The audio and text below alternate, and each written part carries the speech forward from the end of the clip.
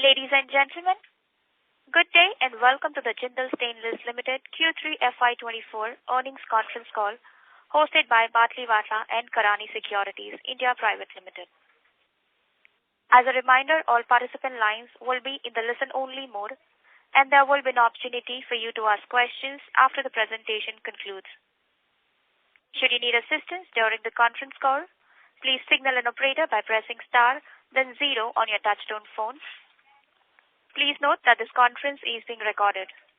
I now hand the conference over to Mr. Rajesh Majumdar from Batlivala and Karani Securities. Thank you, and over to you, sir. Yeah, good afternoon, ladies and gentlemen, and welcome to the Q3 FY24 earnings call of Jindal Stainless Limited.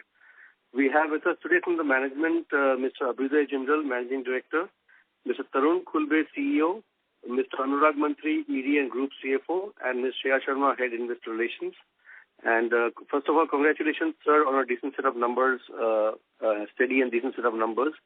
So without much ado, I shall hand it over to Ms. Shreya Sharma to take the call on forward. Thank you, Rajesh. Good afternoon, everyone, and a warm welcome on the call. Wish you all a very happy new year. We have shared our Q3 FY24 earnings presentation with the stock exchanges, which is also available on the company's website, and today's call discussion will be on the same lines. Please note, some of the information on this call may be forward-looking in nature and is covered by the disclaimer on the slide 2 of the earnings presentation. Now, I would like to hand over to our Managing Director, Mr. Abhyuday Jindal. Over to you, sir. Thank you, Shreya, and good afternoon, everyone, and welcome to the Q3 FY24 earnings call. I wish you all a very happy and healthy year ahead. Let me first discuss the key business highlights of the quarter ending December 2023, following which Anurag will take you through our operational and financial performance. During the quarter, the global market saw muted demand, pricing pressures, and destocking, coupled with geopolitical issues such as the one unfolding in the Red Sea. Despite these challenges, we managed to deliver fair volumes in the export markets. However, there is a slight dip in the overall sales volume on a quarter-on-quarter basis. This was due to a planned maintenance in the plant aimed at upgrading the output for an enhanced product mix and a faster ramp-up. Domestic demand for stainless steel continued to be on the rise, with the auto sector witnessing growth in all segments, government's push for stainless steel infrastructure, and robust growth in the pipe and tube sector. Thus, domestic market is expected to witness overall healthy growth, and with our agility to switch volumes between domestic and export markets, we are poised to deliver good sales volume in Q4 FY24. This is despite exports expecting to be subdued. I would also like to discuss the successful acquisition of Ravi Run Vinimay Private Limited on an ongoing basis at the cost of INR 96 crore. Ravi Run has a PNT capacity of 4 to 5,000 tons per month, and this acquisition will help us to penetrate deeper into the value chain. Further, I am happy to share we have started production in Rathi Super Steel. This will help us widen our product offering through an addition of long products like wire rods and rebars to our existing product portfolio. The operation will further ramp up in FY25. To support the government's Make in India mission, it is our constant endeavor to substitute imports in critical areas. Our strong R&D efforts have created various grades to replace imports in important segments, such as aerospace, defense, petrochemical, thermal power. On the import side, distortion in the level playing field between Indian manufacturers and subsidized foreign imports continued throughout the quarter due to high level of imports, majorly from China and Vietnam. Immediate focus from the government will be necessary to get this situation under check and help the stainless steel ecosystem in the nation reach its full potential. Jindal Stainless is committed to help this ecosystem flourish, and we are taking constant steps in this regard under our Stainless Academy initiative. You might be aware that this initiative is aimed at skill building and awareness creation about the benefits of stainless steel. During the quarter, we have trained more than 4,800 people through 46 fabricator training programs conducted. On the ESG front, JSL showcased its decarbonization initiatives at the prestigious UN COP28 Climate Summit for the first time. We also announced that we are set to achieve our midterm target of 50% carbon emissions reduction well before the target year of 2035. Our efforts towards sustainability and environmentally responsible operations were acknowledged at several industry forums. Jindal Stainless became a member of Responsible Steel, a global not-for-profit multi-stakeholder standard and certification initiative. We released our sustainability report for FY23 last month.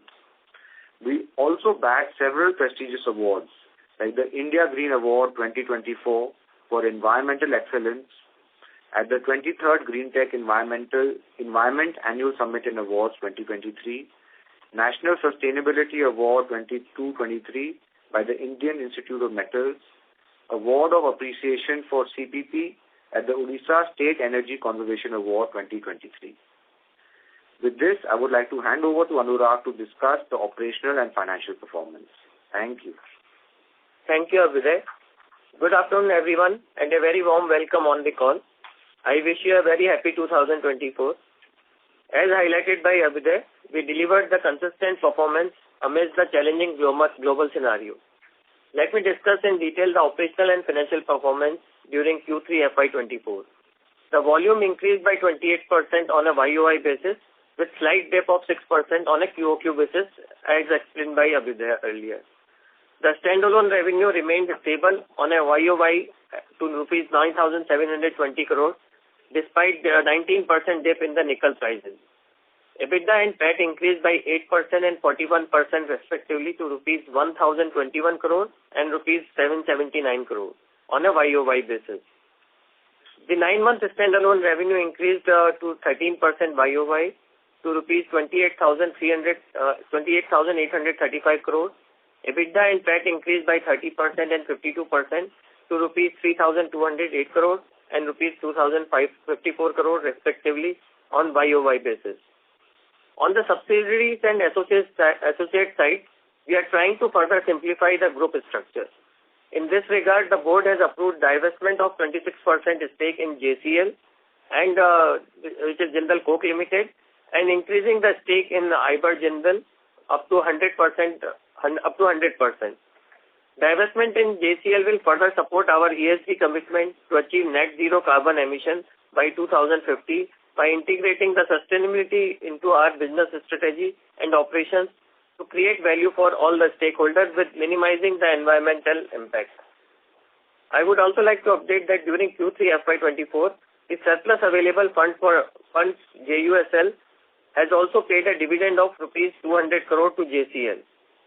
I am happy to share that all the 3 credit rating agencies, CRISIL, India Rating and CARE, have revised the JSL credit rating to AA stable from AA-. This change reflects our prudent capital allocation strategy for strong business management. Despite engaging the both organic and inorganic capital expenditure, our leverage ratios remain among the industry's best range, with net debt to EBITDA at 0.7x and net debt to equity at 0.2x. There is another good development. Lenders have also approved the long-awaited promoters pledge of all the equity shares of the company. Now all the shares earlier pledged with the lenders have been released. On the capex side, in our last call we guided for FY24 capex of rupees 3,300 crores. Now additionally we acquired Raviran for rupees 96 crores and expecting a preponement of rupees 225 crore Indonesia NPI tranche from FY25 to FY24, as project is running on a fast-track basis. So we may have an additional capex of rupees 325 crore in FY24, aggregating to rupees 3,600 crore versus 3,003 crore guided earlier. Accordingly, we were earlier anticipating closing net debt of 4,700 crore. Despite this capex addition of rupees 325 crore, we expect March 25 closing net level of 4,800 crore only. On the demand outlook, we are confident that domestic stainless steel demand will continue to rise with robust economic activities in infrastructure, infrastructure supported demand. Enhanced project activities on process industry front will further strengthen the stainless ecosystem. With this, I would like to end my discussion and would request the moderator to open the floor for the Q&A session.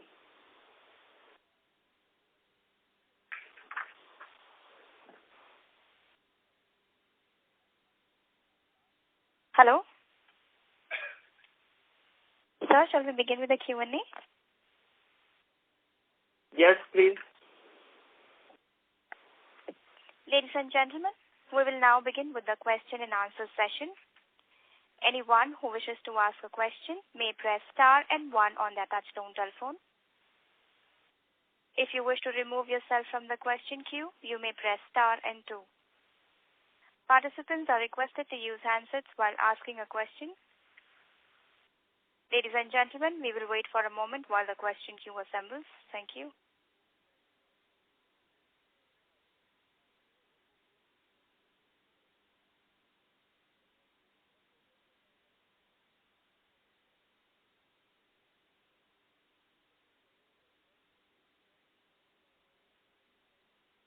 We take the first question from the line of Amit Dixit from ICICI Securities.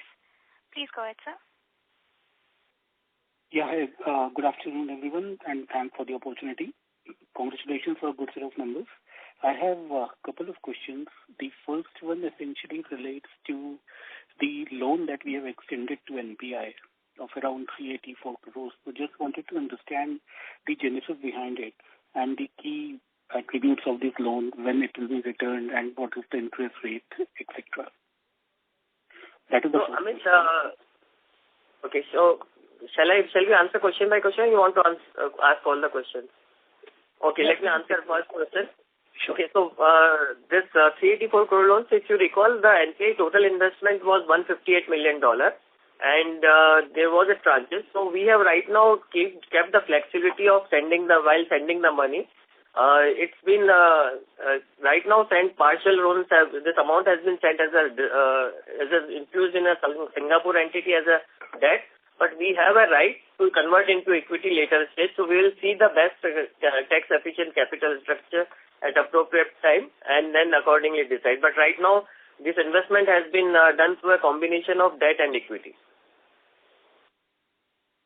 It's basically shareholder debt. No, not external debt. Okay, so just wanted to understand because, we have already, I would say, paid whatever was due this year. So what was the need of extending this additional loan?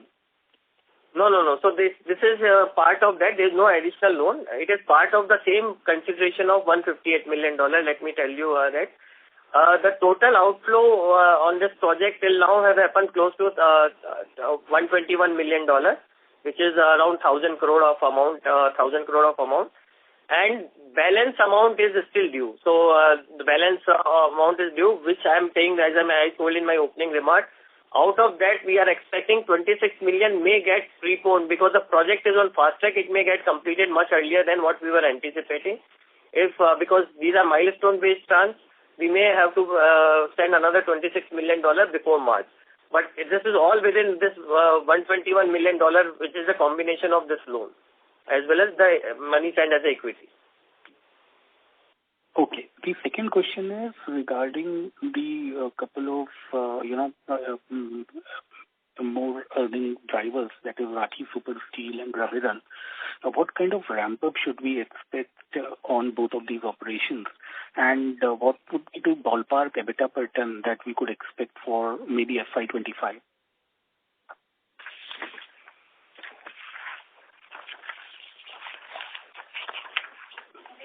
So, Rathi,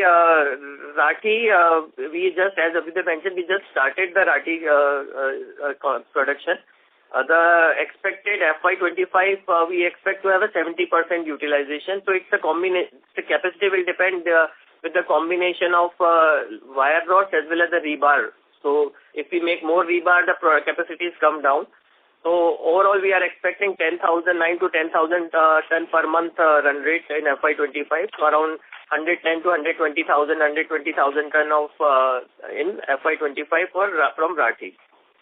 On EBITDA side, I think on Rathi, right now we are guiding it in the range of, because it's a start and initial product coming out of the mill, so 4,000 to 6,000 rupees per ton of EBITDA in FY25.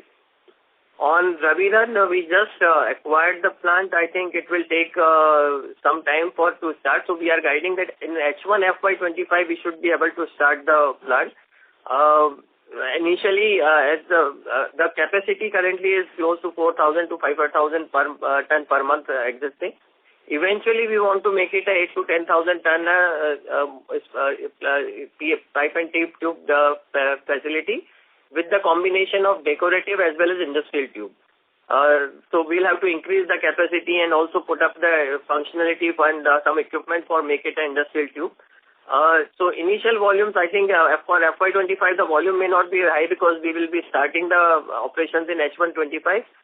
Out of this current plant, we will start with say 1,000 to 1,500 per month to start with. Okay, that's very elaborate. Any additional capex that we expect on both of these plants in FY25? Raviran approximate 75 crore capex to start the unit as well as to put up some of these decorative and industrial facilities. So these are initial capex. It could go further up, but FY25 we are expecting next 9 to 12 months we are expecting around 75 crore to invest to start the facility. Rathi, we guided earlier up to close to 150 crore of the capex which is there. Also, out of which some has happened, I think in next year maybe around 75 to 100 crore capex will happen. Okay, great. That's it. Thank you and all the best. Thank you, Amit. Thank you, sir. We take the next question from the line of Bhavin Rupani from Investec. Please go ahead, sir.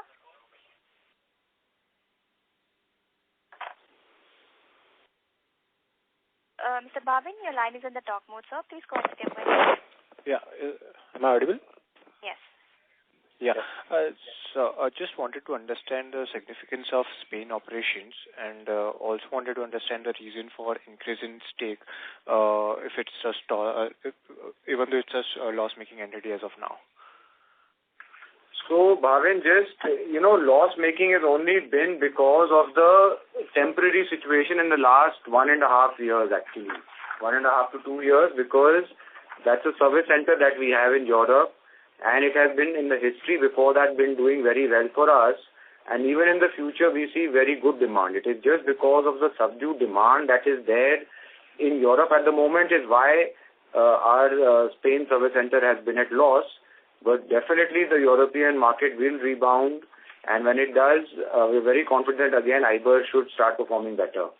And in FY22 itself, we did an EBITDA of almost 109 crores and a PAT of 80 crores. So it is only because of the market conditions in Europe why we're not able to perform.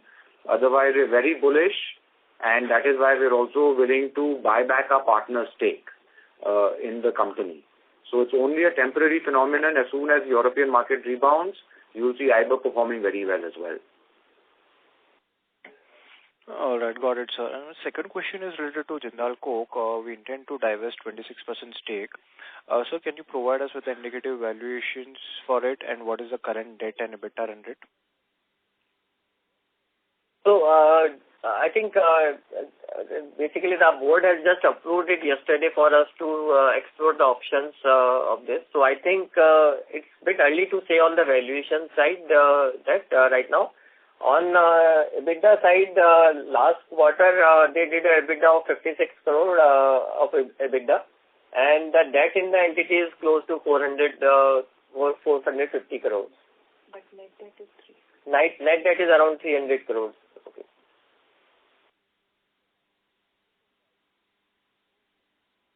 All right, got it, sir. And sir, is it possible for you to provide the breakup of capex for FY24 and 25? I think it's a bit early, as we say, because we'll have to plan. Right now, I can tell you the typically maintenance and sustenance capex of annual 500 to 600 crore what we get, so that will be there in FY25.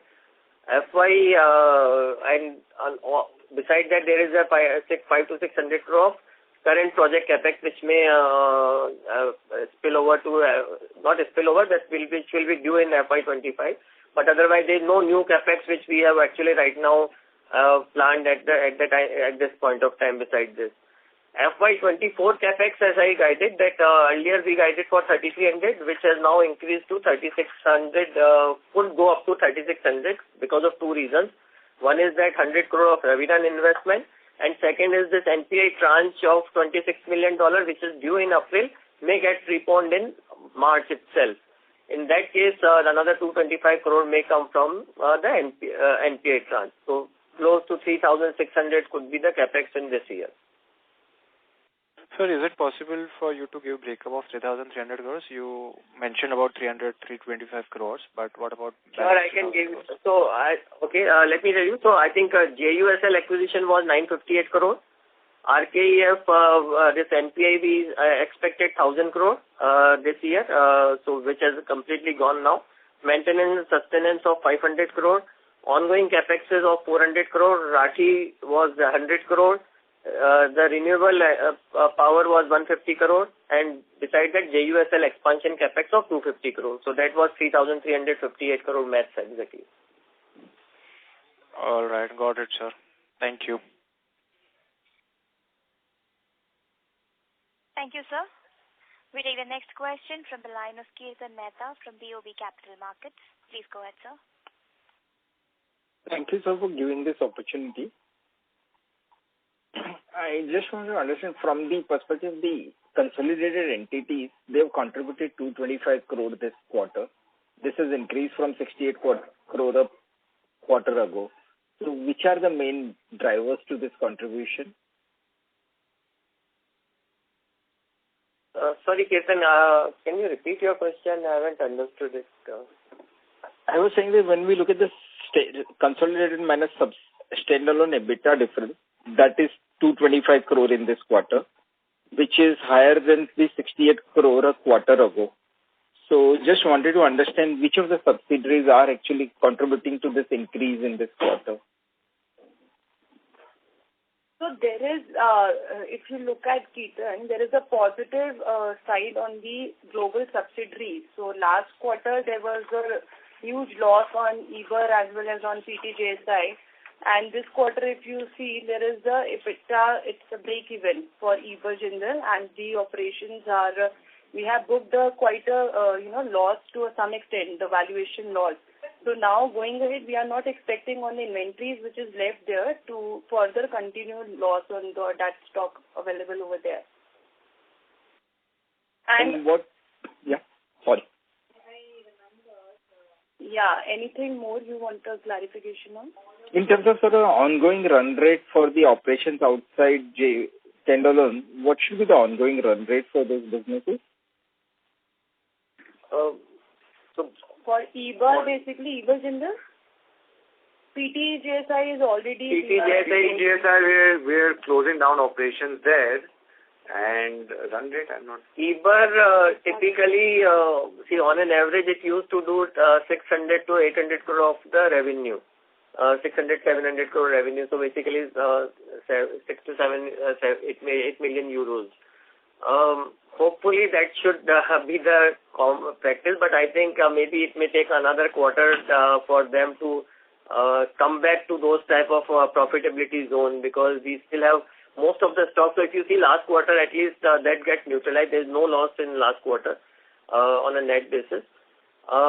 Maybe we still have some inventory left of 5,000 ton in that entity, which may have some losses incurred, and that right now European markets are still weak. But I think next year onwards, I think FY25 beginning onwards, we should start seeing that in a good positive development, as Abhiday mentioned. Sure, sir.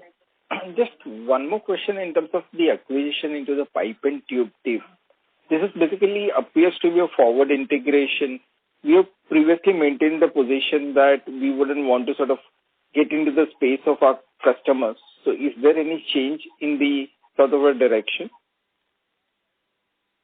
So there is a very large market for pipe and tube in our country, and what we keep seeing is that when substandard material is getting utilized left, right and center, then there has to be some stability, some kind of ask. So there, from a lot of fronts, we're getting asked that a good quality player is required to stabilize the market.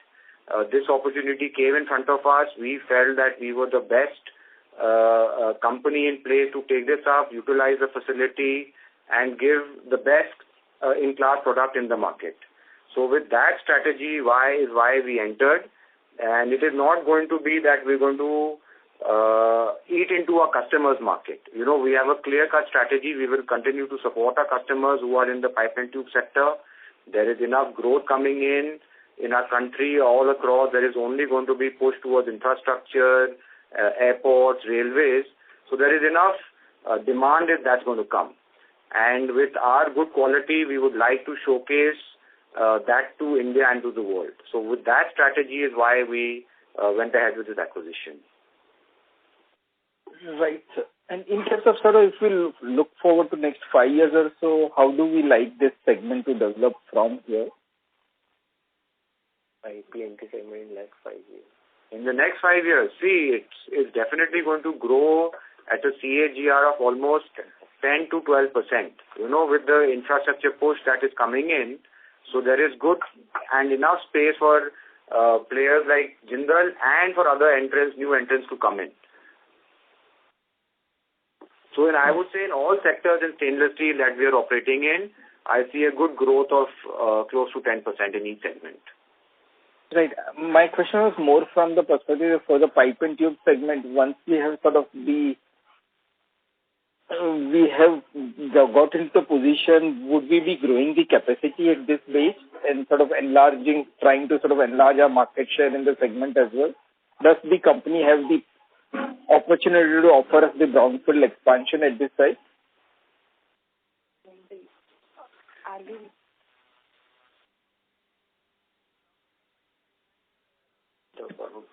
So it will totally depend on a lot of factors. First, we would like to reach to the 100% rated capacity this plant has. Then we will take a call depending on the market growth requirement whether we want to further enhance and expand.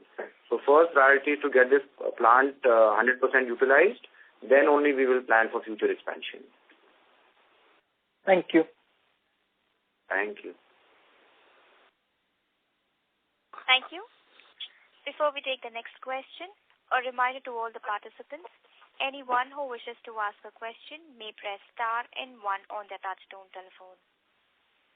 The next question is from the line of Ritvik Seth from One Up Financial. Please go ahead, sir.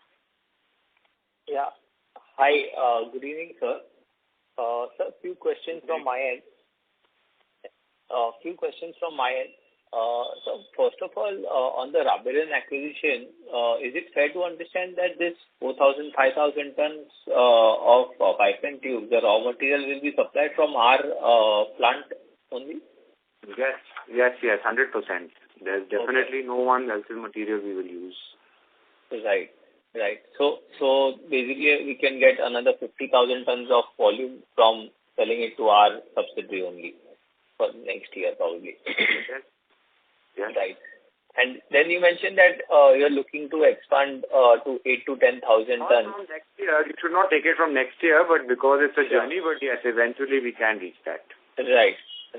Sure. So you mentioned 8 to 10,000 tons you target over the medium term. So any timeline and what kind of CapEx would be required to double this pipe and tube capacity? So Ritvik, I just answered first, because there's already a rated capacity of close to 4,000 to 5,000 tons. First, we would like to achieve that. This plant was closed for 3 years, and by the time we start and everything, so first we want to reach 100% capacity utilization, which we should be doing in about 2 years' time.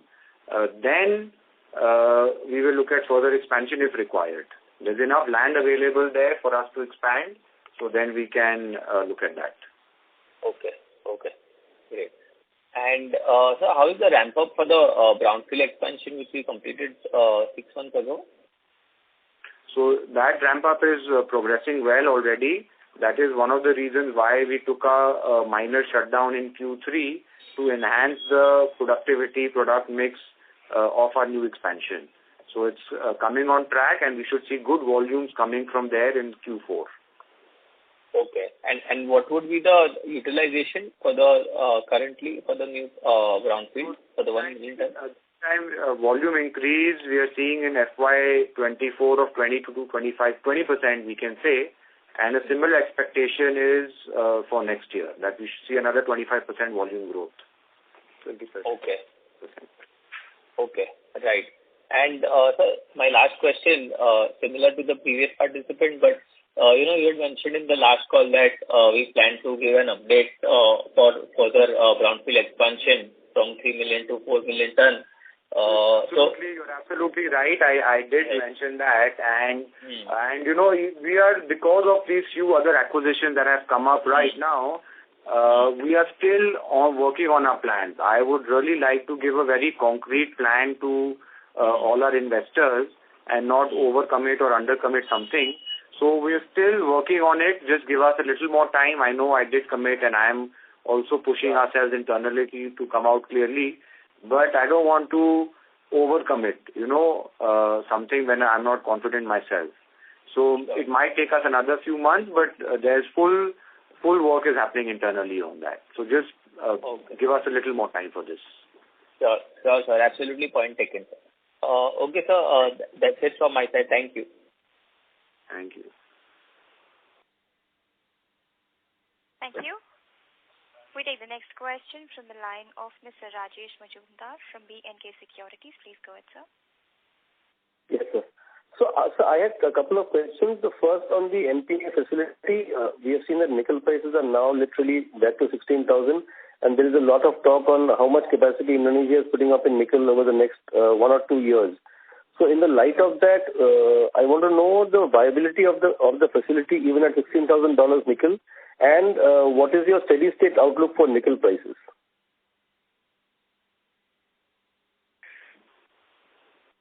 Well, actually, this nickel price, rightly you said that it is at 16,000 level, but this keeps on. I mean, we all know that it's go on changing.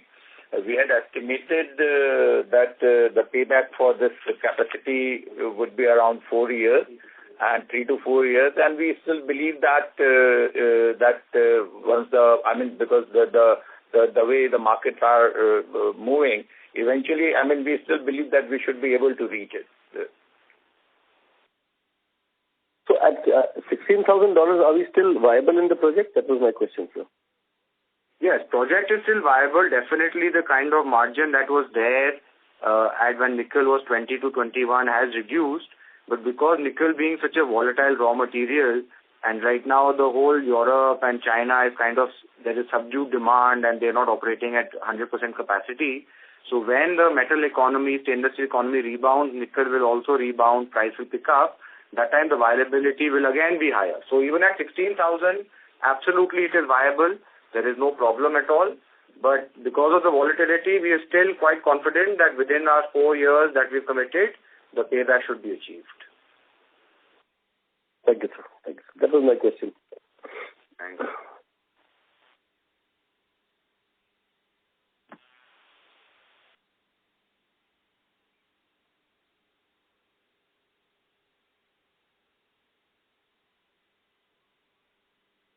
Thank you. We take the next question from the line of Mr. Jatin Damania from Swan Investment Managers. Please go ahead, sir. Thanks for the opportunity. I had a few questions. So one was with regards to the Rathi steel. What is the capacity we are looking over and the incremental capex along with the timelines for it? And could you talk a little bit about the operating metrics in terms of EBITDA we are working at Rathi right now? So, Rathi, as I just mentioned that around FY25 we are targeting approximate 70% utilization, but depending on the combination of wire rod and rebar. so close to 110,000 to 120,000 ton of full year sales volume in Rathi. And EBITDA per ton, since it's the start of the product, what we said is that 4,000 to 6,000 ton of EBITDA per ton range. Got it. And incremental capex, if you could talk about that.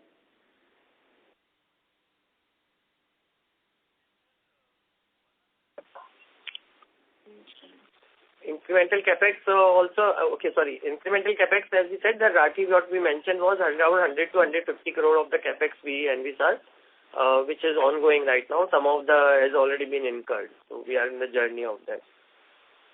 Got it. Thank you. And second question was with regards to the European unit, IBER. What is the strategical fit to our business of it, and how do we see it growing there?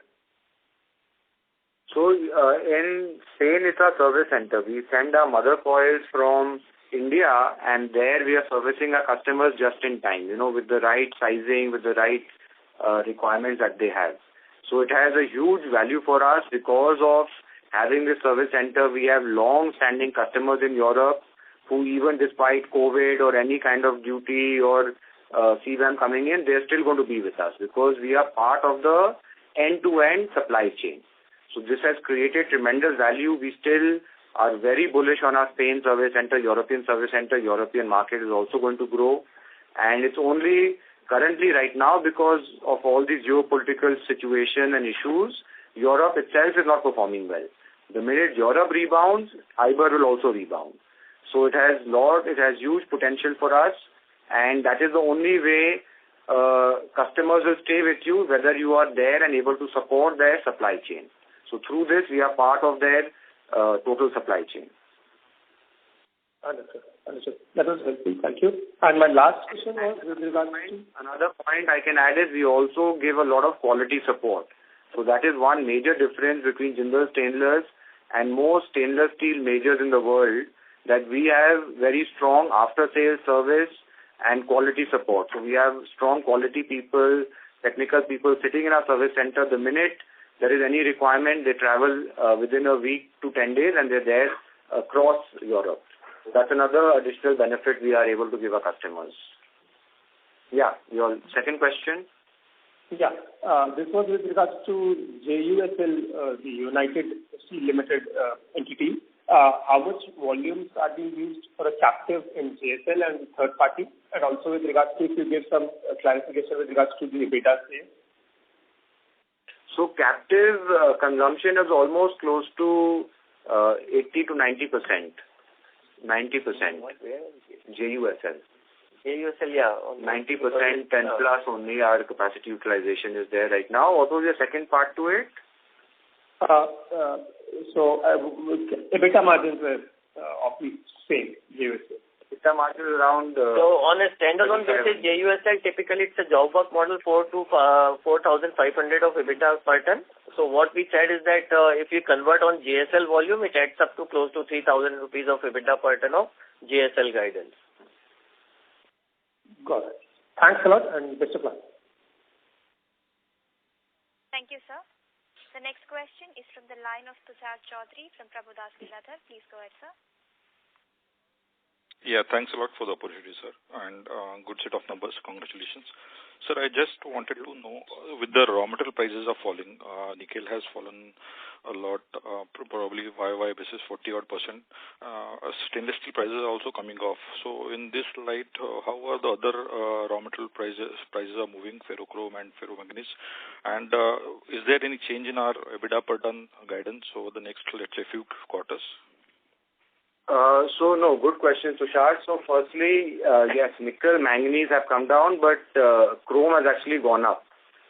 So, and even scrap prices and all have not come down as sharply as nickel has. So, I mean, it's a raw material will always be volatile. What was your second part to the question? EBITDA per ton guidance. EBITDA per ton, we are still sticking to 19 to 20,000. Yes, definitely there is pressure because of export not picking up and China dumping that is happening. But despite that, because we are so versatile and so spread across various industries, So we're able to maintain our EBITDA per ton between 19 and 20, and we see good growth and demand in the domestic market. Okay. And sir, second question is on Series 400 contribution. We were increasing it, so that is on track, right? And how much was it in the last quarter? Every quarter by 2-3% it is increasing. I can tell you what is the figure in terms of yes. So like it has gone up each quarter. If you can say Q3 last year was around. It's around 25%, you can say, but it is growing by 1-2% every quarter. Okay. Thanks a lot, sir. Yeah.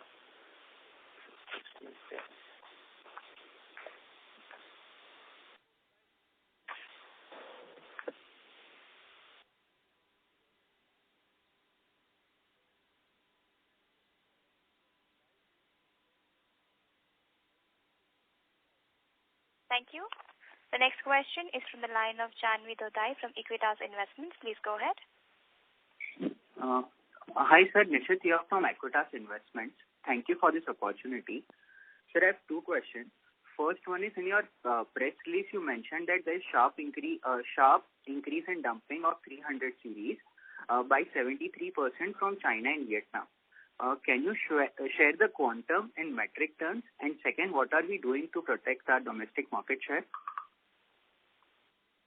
Number, do we have that number?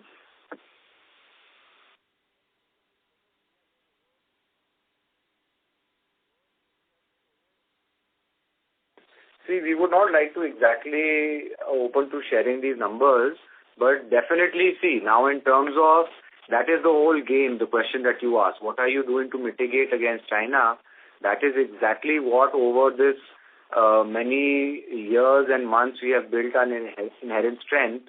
So we have a very strong distribution network. We have a very strong after-sales service. Our quality is considered to be anyway much superior to any Chinese player. So these are inherent strengths. Being a domestic player, we get that benefit. Providing just-in-time. We have almost 12 warehouses across the country providing just-in-time services to our clients, maintaining their inventories for them. Plus a lot of other awareness and R&D efforts are also keeping us absolutely, competing with China. It is only in the low-end segments, sector segments is where competing with China only at price becomes a challenge. But otherwise, we are much better than them in any other field, I can say. Understood. And sir, second question is, because of this Red Sea issue, there is increase in freight rates. So are we able to pass on those increase in costs?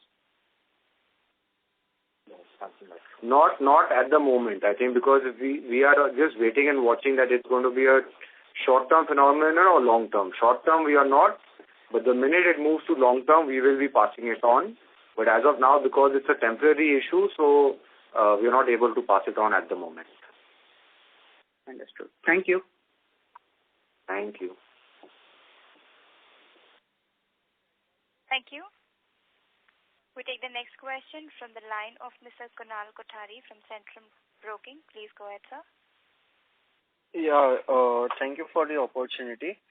So my question is in regard to the Rabiran Vinimay Private Limited. So in that of nearly 4,000 to 5,000 ton month of the capacity, what percentage will be the decorative pipe and what percentage will be the industrial pipe capacity? And for that, we will be using our own HRC, right? And so, what series of HRC will be used for the production of that product, 200 series or 316 series? So firstly, yes, 100% material will be Jindal stainless material that we will use. At phase 1, it's going to be 100% decorative pipe and tube because for industrial, some minor capex and changes are required. So first, we will start only with decorative, and it's going to be 100% Jindal stainless material. The grade or the series is generally 50% 200 series, 50% 300 series. That is the way the whole domestic market works. So which is what also we are targeting. And what margin and realization that we can look forward for this product? So margin we are expecting close to 7 to 8,000 per ton at this moment, which will further increase later on. That's the EBITDA per ton. EBITDA per ton. Yeah. And we can ramp up quickly in FY26 at least? Yeah, by FY25 and 26 we should be able to. 26 we should be able to. To maximum level, like 90%? Still too early to say because we have literally acquired it, a month back. So still too early to give you a hard commitment, but looks promising and possible.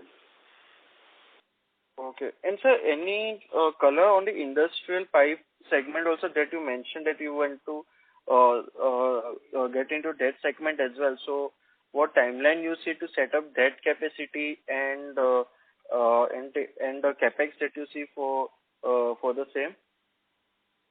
So we're still working out those numbers at the moment, which market we want to target and at what capacity.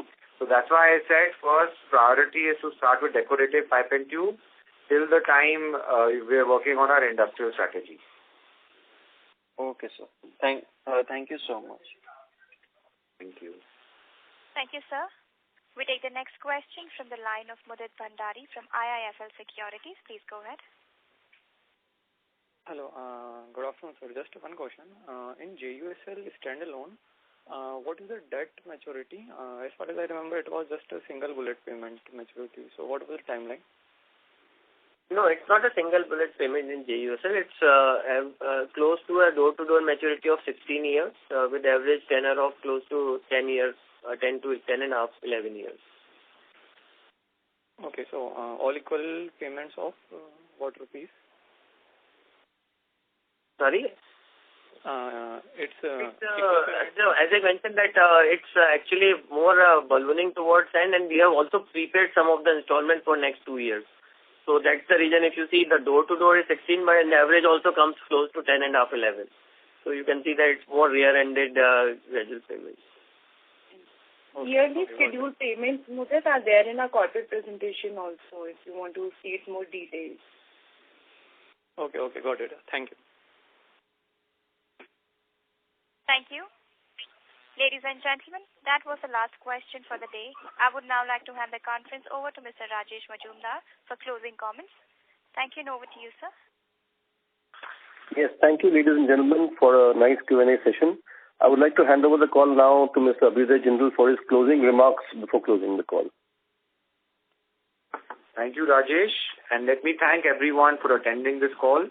I would like to reiterate that strong economic activities are pulling up our core sector demand across segments in the domestic market, and we are trying to make the most of these opportunities. I hope that we have been able to answer all your questions in a satisfactory manner. Should you need any further clarification or if you would like to know more about the company, please feel free to contact our investor relations team. Thank you very much. Thank you. On behalf of Batlivala and Karani Securities, that concludes this conference. Thank you for joining us, and you may now disconnect your lines.